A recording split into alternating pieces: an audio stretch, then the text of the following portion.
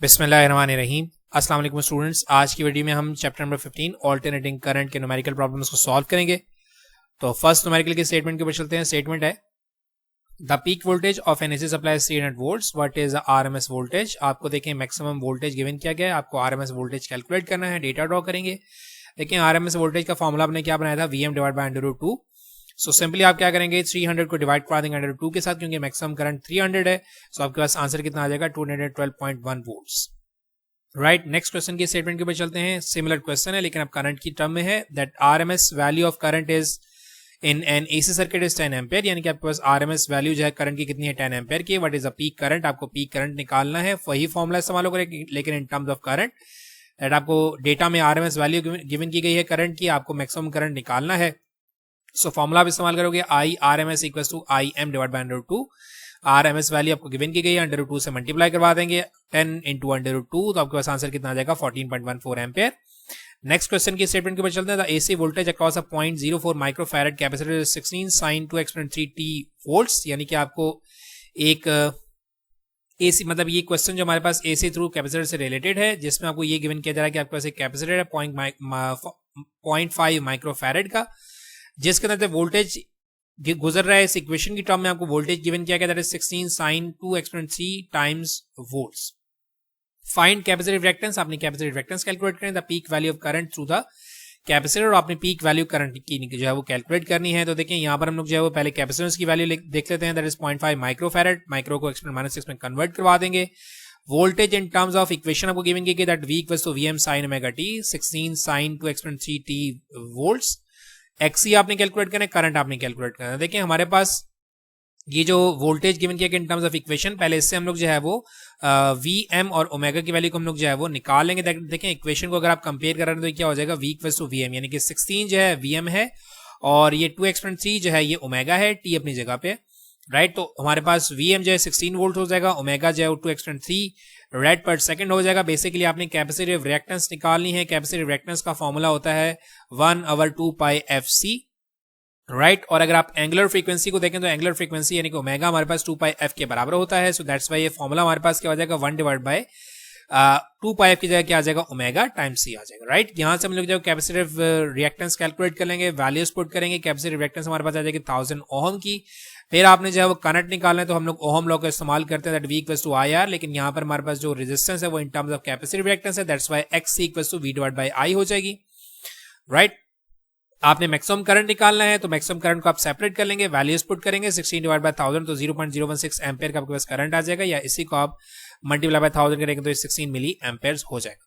Right, next question की statement के ऊपर चलते हैं। The voltage across a 0.01 microfarad capacitor is 240 sin 1.25 exponent 4t -30 degree volts, यानी कि आपको एक कैपेसिटर आप यहां पर गिवन, वही क्वेश्चन है, यानी कि आरसी सर्किट का एक एसी थ्रू कैपेसिटर का ही क्वेश्चन है। कैपेसिटर आपको गिवन किया जा रहा है 0.01 माइक्रोफैरेड का, और वोल्टेज दोबारा से आपको इन टर्म्स ऑफ इक्वेशन गिवन की जा रही है।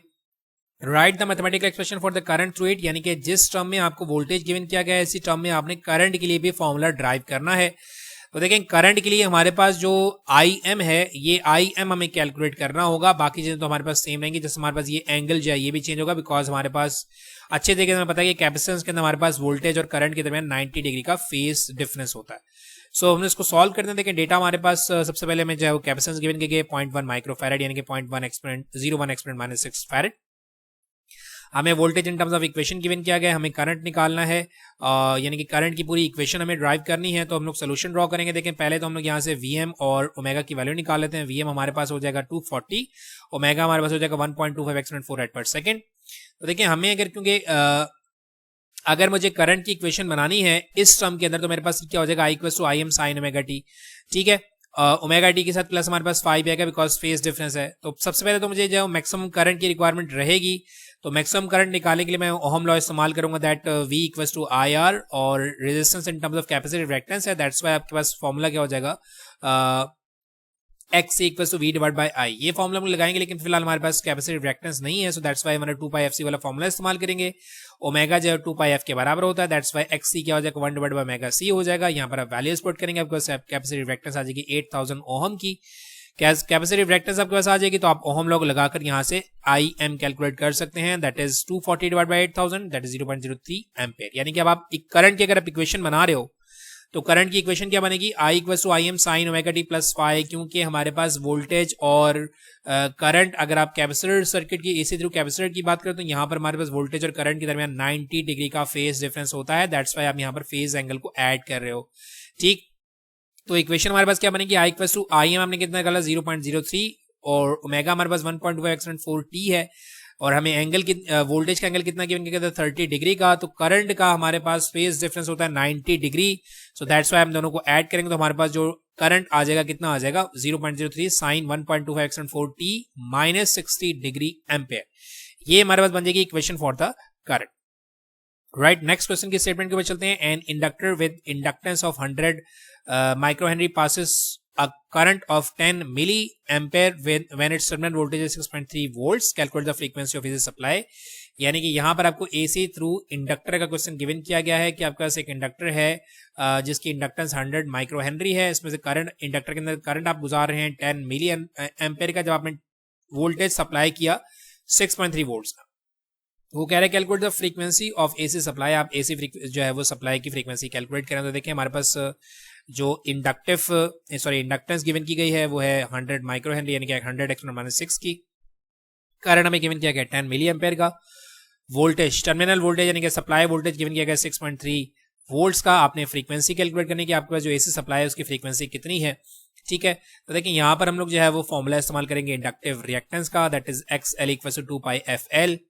ठीक है, इंडक्टिव रिएक्टेंस बेसिकली अगर ओहम लॉ की आप बात करें तो ये V डिवाइड बाई I के बराबर हो जाएगा। राइट, तो यहाँ पर XL की जगह मैं V डिवाइड बाई I को लेकर आ जाऊंगा। आपने फ्रीक्वेंसी निकालनी है 2πLI से मल्टीप्लाई हो जाएगा, यानी कि क्या हो जाएगा V divide by 2πL times I। यहाँ से हम लोग जब वैल्यूज पुट करेंगे, देखिए हमारे पास तमाम चीजें गिवन है।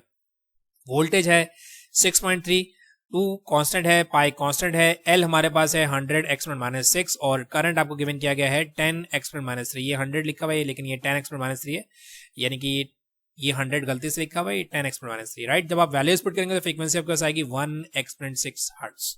राइट, ये हो गया क्वेश्चन नंबर 5। नेक्स्ट क्वेश्चन की स्टेटमेंट के ऊपर चलते हैं। Calculate the inductive reactance of 3 milli henry inductor, यानी कि आपको इंडक्टेंस गिवन किया जाएगा एक इंडक्टर की 3 मिली हेनरी, आपने उसकी इंडक्टिव रिएक्टेंस कैलकुलेट करनी है। 160 hertz and 10 kilo hertz AC voltage is applied. दो डिफरेंट फ्रीक्वेंसीज के लिए आपने इंडक्टिव रिएक्टेंस निकालनी है, एक 60 के लिए, एक 10 किलो हर्ट्ज के लिए। What is the RMS current at each frequency the applied RMS voltage is 120 volts, यानी कि आपने दोनों फ्रीक्वेंसीज के लिए RMS करंट भी कैलकुलेट करना होगा, अगर RMS वोल्टेज जो है 120 वोल्ट्स का आपको गिवन किया जा रहा है तो। राइट, तो इंडक्टेंस हमारे पास है 3 मिली हेनरी, यानी कि 3 एक्सपोनेंट -3 हेनरी। फ्रीक्वेंसी फर्स्ट आपके पास 60 हर्ट्ज, सेकंड है 10 किलो हर्ट्ज, यानी कि 10 एक्सपोनेंट 3 हर्ट्ज। आपको RMS 1 निकालना है, आपको RMS 2 निकालना है, अगर RMS वोल्टेज है 120 डिग्री वोल्ट्स का है। राइट, सो अगर मुझे फ्रीक्वेंसी निकालनी है तो वही कैपेसिटिव जो है वो इंडक्टेंस का फॉर्मूला मैं इस्तेमाल कर रहा हूं, दैट है XL1 इक्वल टू 2πfL।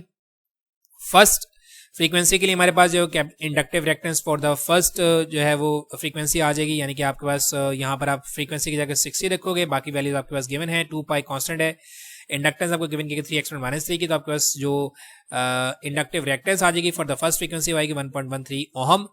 इसी से आप जो है वो RMS वैल्यू कैलकुलेट कर लेंगे, क्योंकि आपने जो है वो इस फ्रीक्वेंसी के लिए RMS वैल्यू भी निकालनी है। सो RMS करंट निकालने के लिए फॉर्मूला आपके पास वही ओहम लॉ वाला इस्तेमाल होगा, that XL equals to V divided by I। Right, तो हम इन टर्म्स ऑफ RMS की बात करें तो हम लोगों ने RMS करंट निकालना है, इसको सेपरेट कर लेंगे। ठीक है, XL आप ऑलरेडी कैलकुलेट कर चुके हैं 1.13, 120 को 1.13 से डिवाइड करवा देंगे। RMS current for the first frequency आपके पास आ जाएगा 106.1 एम्पेयर। सिमिलर इस तरीके से हम लोग जब XL2 निकालेंगे फॉर द सेकंड फ्रीक्वेंसी की हम लोग यहाँ पर वैल्यू रखेंगे। सेकंड फ्रीक्वेंसी कितनी है 10 किलो हर्ट्ज, यानी कि 10 एक्सपोनेंट 3, और L आपके पास है 3 एक्सपोनेंट -3 की, यहाँ से आपके पास XL2 आ जाएगा, दैट इज 188.4 ओहम। आपने जो है वो RMS करंट भी निकालना है, RMS2 करंट निकालना है, तो RMS2 करंट के लिए आप क्या करेंगे, वोल्टेज से XL2 को डिवाइड करवा देंगे, यानी कि 120 को 188.4 से डिवाइड करा देंगे। आंसर कितना आ जाएगा 0.636 एम्पेयर। राइट, ये हो गया क्वेश्चन नंबर 6। क्वेश्चन नंबर 7 की स्टेटमेंट के ऊपर चलते हैं। For the same RLC circuit having a 40 ohm resistor, a 3 million inductor and a 5 microfarad capacitor, यानी कि आपको RLC सर्किट गिवन किया जा रहा है जिसमें आपके पास रेजिस्टेंस है 40 ओम की, रेजिस्टर है इंडक्टर है 3 मिली हेनरी का, और कैपेसिटर है 5 माइक्रोफैरेड का। फाइंड द रेजोनेंट फ्रीक्वेंसी, हमें रेजोनेंट फ्रीक्वेंसी कैलकुलेट करनी है। Calculate IRMS at resonance if VRMS is 120 volts, यानी कि आपने रेजोनेंट फ्रीक्वेंसी कैलकुलेट करनी है और आपने रेजोनेंट फ्रीक्वेंसी के ऊपर करंट RMS करंट निकालना है जब आपके पास RMS वोल्टेज 120 वोल्ट्स का हो।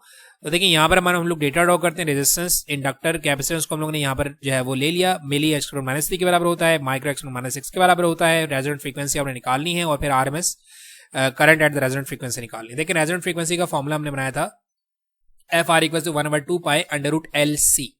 That is a formula for the resonant frequency, जहां पर आपके पास इंडक्टेंस और कैपेसिटेंस बराबर हो जाती है और आपका जो सर्किट है वो प्योरली रेजिस्टिव सर्किट बन जाता है।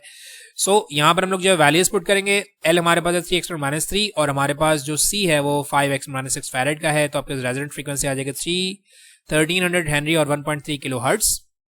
ये आ गई रेजोनेंट फ्रीक्वेंसी। रेजोनेंट फ्रीक्वेंसी आ जाने के बाद आपने IRMS निकालना है। लेकिन रेजोनेंट फ्रीक्वेंसी पर मैंने आपको बताया कि आपके पास कैपेसिटेंस इंडक्टेंस बराबर हो जाती है, यानी कि आपका जो सर्किट है वो प्योरली रेजिस्टिव सर्किट बन जाता है जिसकी पावर जो है वो यूनिटी होती है।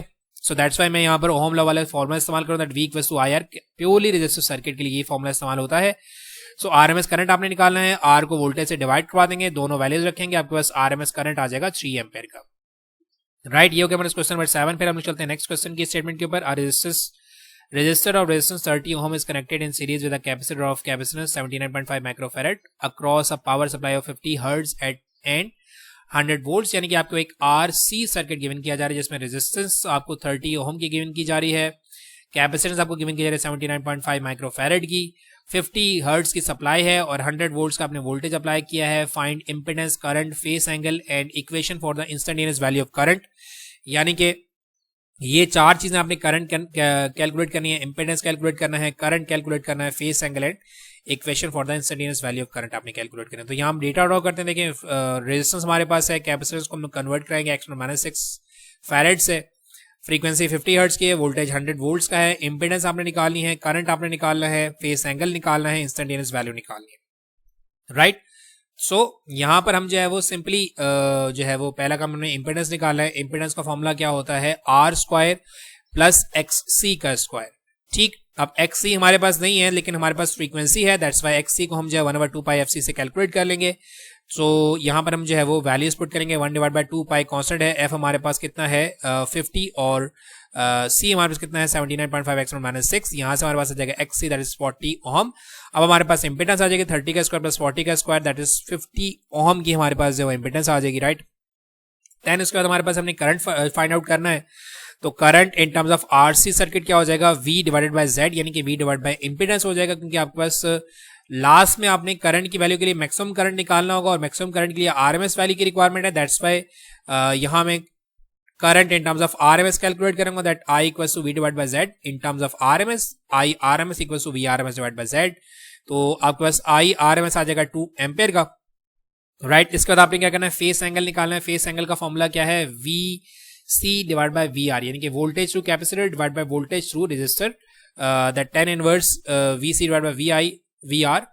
VC हमारे पास होता है IXC के बराबर और VR हमारे पास क्या है IR के बराबर। तो I से I कैंसिल आउट हो जाएगा, दैट इज XC/R।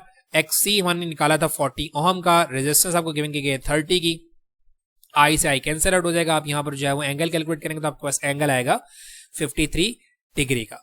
राइट, और फिर लास्ट में आपने जो है वो इक्वेशन बनानी है। तो इक्वेशन के लिए हमारे पास पहले मैक्सिमम करंट की रिक्वायरमेंट रहेगी, क्योंकि हमारे पास यहाँ पर फेस एंगल भी है, हमारे पास सिर्फ जस्ट मैक्सिमम करंट नहीं है। तो मैक्सिमम करंट के लिए हम क्या करेंगे, IM हमारे पास कितना है, सॉरी IM हमें कैलकुलेट करना है। IRMS हमारे पास है 2 एम्पेयर। सो इसको 2 × √2 आप करेंगे तो आपके पास जो है वो मैक्सिमम करंट आ जाएगा, दैट इज 2.82 एम्पेयर। राइट, तो फिर आप यहाँ पर जो है वो I = IM sin ωt + phi का फॉर्मूला पुट कर सकते हैं। देखिए यहाँ पर ओमेगा मैंने कैलकुलेट नहीं किया, लेकिन अगर आप ओमेगा कैलकुलेट करना चाहते हैं तो वो भी आप कैलकुलेट कर सकते हैं by using the formula 2πf। Frequency आपको गिवन की गई है, 2 पाई कांस्टेंट होती है, 2 पाई को आप फ्रीक्वेंसी से मल्टीप्लाई करेंगे, आपके पास ओमेगा आ जाएगा। राइट, ये हो गया हमारे पास क्वेश्चन नंबर 8। नेक्स्ट क्वेश्चन हमारे पास है 9। A coil having resistance of 7 ohm and an inductance of 31.8 millihenry is connected to a 230 volt 50 hertz supply, यानी कि ये आपके पास एक RL सर्किट है जिसमें आपके पास रेजिस्टेंस 7 ओम की है, इंडक्टेंस 31.8 मिली हेनरी की है, आपने 230 वोल्ट्स की पावर सप्लाई दी है जिसकी जो हमारे पास फ्रीक्वेंसी 50 हर्ट्ज की है। Calculate the direct circuit current. आपने सर्किट का करंट कैलकुलेट करना है, फेस एंगल कैलकुलेट करना है, पावर फैक्टर कैलकुलेट करना है, पावर कंज्यूम्ड आपने कैलकुलेट करना है। तो यहाँ पर हम डेटा ड्रॉ करेंगे। रेजिस्टेंस है 7 ओम की, इंडक्टेंस है 31.8 (-3 हेनरी की, वोल्टेज है 230, फ्रीक्वेंसी है 50। आपने करंट कैलकुलेट करना है, फेस एंगल कैलकुलेट करना है, पावर फैक्टर कैलकुलेट करना है, पावर कंज्यूम कैलकुलेट करनी है, राइट। सो हमारे पास जो करंट का फॉर्मूला होता है V divide bye Z, right. तो इंपेडेंस हमें कैलकुलेट करनी होगी। इंपेडेंस का फॉर्मूला होता है R² प्लस XL का स्क्वायर। XL भी हमारे पास नहीं है, लेकिन XL हमारे पास बराबर होता है 2πfL के, राइट। तो फ्रीक्वेंसी और इंपेडेंस हमें गिवन की गई है, सो दैट्स वाई हम यहाँ पर जो है वो फॉर्मूले को इस तरह इंटरचेंज करेंगे that I = V divided bye Z की जगह क्या आ जाएगा R² प्लस XL के स्क्वायर की जगह क्या आ जाएगा 2πfL का स्क्वायर, राइट। दोनों का आप जो है वो, अच्छा ये पूरी टर्म का होल स्क्वायर होगा, 7 का स्क्वायर प्लस 2π 50 31.8 (-3) का होल स्क्वायर। जब आप करेंगे तो आपके पास करंट आ जाएगा 18.85 एम्पेयर का, राइट। जब आपके पास करंट आ गया तो आपने फेस एंगल निकालना है। फेस एंगल का फॉर्मूला वही होता है हमारे पास अगेन। अब यहाँ पर इन टर्म्स ऑफ इंडक्टेंस आएगा that VL divide by VR, ठीक। तो VL हमारे पास जो है वो IXL डिवाइड बाय VR जो है वो IR के बराबर होगा। I से I कट जाएगा। XL आपने कैलकुलेट किया था, XL अगर आपने कैलकुलेट नहीं किया तो आप वही वाला फॉर्मूला इस्तेमाल करेंगे 2πfL का, ठीक। डिवाइड करवा देंगे रेजिस्टेंस के साथ, इनवर्स ले लेंगे tan इनवर्स, तो आपके पास एंगल आ जाएगा 55 डिग्री का, right. Power consumed in terms of RL circuit cos phi के बराबर होता है। ये अगर आपने फॉर्मूला बुक के अंदर पढ़ा हो तो पावर फैक्टर हमारे पास in terms of RL circuit जो cos phi के बराबर होता है। और cos phi आपके पास जो है वो, अगर 55 डिग्री एंगल आपने जो है वो निकाला है, फेज डिफरेंस आप यहाँ पर पुट करेंगे तो आपके पास पावर फैक्टर आ जाएगा दैट इज cos 55 0.573, राइट। और यहां पर आप जो है वो आपने पावर कंज्यूम निकालनी, तो पावर कंज्यूम क्या होगा VI cos phi in terms of RL circuit. ये ध्यान में रखिएगा कि आपके सर्किट के लिए न्यूमेरिकल को सॉल्व कर रहे हैं, right. So power equal to voltage है 230 का, करंट आपने निकाला था 18.85 एम्पेयर का, cos 55 यानी कि 0.573 आप अगर रखेंगे तो आपके पास पावर कितनी आ जाएगी 2484.24 वॉट्स। ये हो गया हमारे न्यूमेरिकल नंबर 9। फिर हम लोग चलते हैं न्यूमेरिकल नंबर 10 के ऊपर। Capacitor which has resistance of 10 ohm and capacitance of 100 microfarad is connected to a supply voltage given as in terms of equation given की तरह voltage 100 sin C14t volts. RC circuit आपको given किया गया है, capacitor आपको given किया जा रहा है 100 माइक्रोफैराड का, रेजिस्टर आपको गिवन किया जा रहा है 10 ओम का, वोल्टेज आपको गिवन किया जा रहा है इन टर्म्स ऑफ इक्वेशन यानी कि मैक्सिमम वोल्ट होगा। देखें ये है ना V = VM sin ωt, तो मैक्सिमम करंट होगा 100, ओमेगा हमारे पास होगा 314। Calculate the capacitive reactance, circuit impedance and peak current flowing into the capacitor. आपने जो तीन चीजें कैलकुलेट करनी है, आपने कैपेसिटेंस कैलकुलेट करनी है, सॉरी कैपेसिटिव रिएक्टेंस आपने कैलकुलेट करनी है, इंपेडेंस और पीक वोल्टेज पीक करंट आपने कैलकुलेट करना है। सो हमें कैपेसिटेंस गिवन की 100 (-6), वोल्टेज हमारे पास है 100 sin 314t, XC आपने कैलकुलेट करना है, इंपेडेंस आपने कैलकुलेट करना है, मैक्सिमम करंट आपने कैलकुलेट करना है। सो हमारे पास सबसे पहले तो हमारे पास हम इंडक्टिव कैपेसिटेंस की बात करते हैं दैट इज 1/2πfc। 2πf की जगह हमारे पास जो है ओमेगा आ जाएगा। ओमेगा हमारे पास देखें यहाँ से अगर आप देख रहे हैं 314 के बराबर है, VM sin ωt अगर आप देखें तो ये 314 ओमेगा के बराबर है। सो दैट्स वाई फॉर्मूला हमारे पास हो जाएगा 1/ωc। 1/ओमेगा हमारे पास 314, इस वाली इक्वेशन हमने ओमेगा निकाला 314 टाइम्स कैपेसिटेंस हमारे पास कितनी है 100 (-6) की। आप जब दोनों को डिवाइड करवाएंगे तो आपके पास आंसर आएगा 31.84 ओहम का। ये आ गया आपके पास XC। फिर आपने जो है वो इंपेडेंस निकालनी है। इंपेडेंस निकालने का फॉर्मूला हमारे पास होता है R² प्लस XC का स्क्वायर, राइट। XC आप निकाल चुके हैं, R आपको गिवन है 10। सो आप दोनों को जब वैल्यूज पुट करेंगे तो आपके पास इंपेडेंस आएगी 13.37 ओहम की। देन आपने जब मैक्सिमम करंट निकालना है तो आप जो है वही इंपेडेंस के जरिए करंट वाला फॉर्मूला इस्तेमाल करेंगे that IM = VM divide by Z, right. तो आपने यहाँ से जो है वो VM आपको गिवन किया गया है 100 का, देखें ये रहा ना VM, V = VM, ये है maximum voltage that is 100 divide by Z आपने निकाला 13.37 का। आप वैल्यूज पुट करेंगे तो आपके पास आंसर आ जाएगा 3 एम्पेयर का, राइट। ये हो गया न्यूमेरिकल्स कंप्लीट। इंशाल्लाह नेक्स्ट वीडियो के अंदर हम लोग जो है वो नेक्स्ट चैप्टर की एक्सरसाइज सॉल्व करेंगे। अपने दुआ में याद रखिएगा। Thank you very much and अल्लाह हाफिज़।